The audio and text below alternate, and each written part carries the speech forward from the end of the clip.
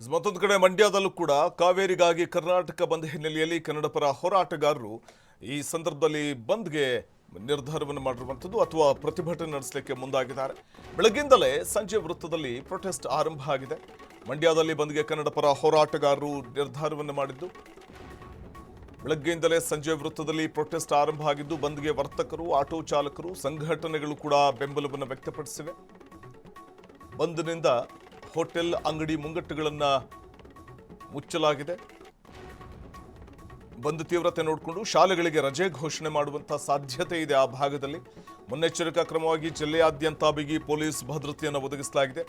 ಅಹಿತಕರ ಘಟನೆ ನಡೆಯದಂತೆ ಪೊಲೀಸರು ಕಟ್ಟೆಚ್ಚರವನ್ನು ವಹಿಸಿದ್ದಾರೆ. ಎಸ್ಪಿ ಶೋಭಾರಾಣಿ ನೇತೃತ್ವದಲ್ಲಿ ಪೊಲೀಸ್ ಬಂದೋಬಸ್ತನ್ನು ಕೂಡ ಕೈಗೊಳ್ಳಲಾಗಿರುವಂಥದ್ದಲ್ಲಿ ಇವತ್ತು ಕಾವೇರಿಗೋಸ್ಕರ ಕರ್ನಾಟಕ ಬಂದ್ ಹಿನ್ನೆಲೆಯಲ್ಲಿ ಮಂಡ್ಯದಲ್ಲಿ ಬಂದ್ಗೆ ಕನ್ನಡಪರ ಹೋರಾಟಗಾರರು ನಿರ್ಧಾರವನ್ನು ಮಾಡಿದ್ದಾರೆ. CWMA ಕೊಟ್ಟಂತಹ ಒಂದು ಆದೇಶವನ್ನು ಪ್ರಶ್ನಿಸಿ, ಅಂದರೆ ಈ ಆದೇಶ ಒಂದು ರೀತಿ ಮರಣ ಶಾಸನ ಇದ್ದಂತೆ, ಅದು ಕಾವೇರಿ ಕೊಳ್ಳದ ರೈತರ ಪಾಲಿಗೆ.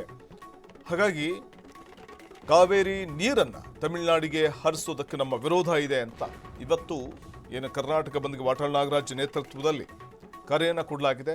ಬಂದ್ಗೆ ಒಂದು ಕಡೆ ಮಿಶ್ರ ಪ್ರತಿಕ್ರಿಯೆ ವ್ಯಕ್ತವಾಗಿದೆ.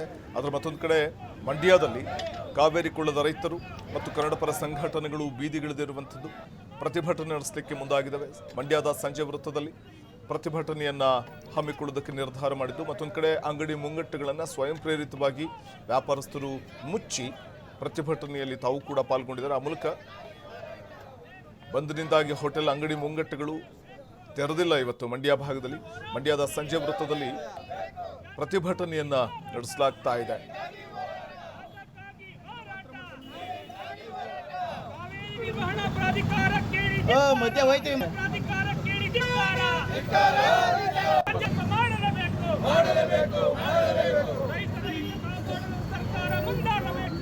ಹೋರಾಟಗಾರ ಬಂದ ಕಣ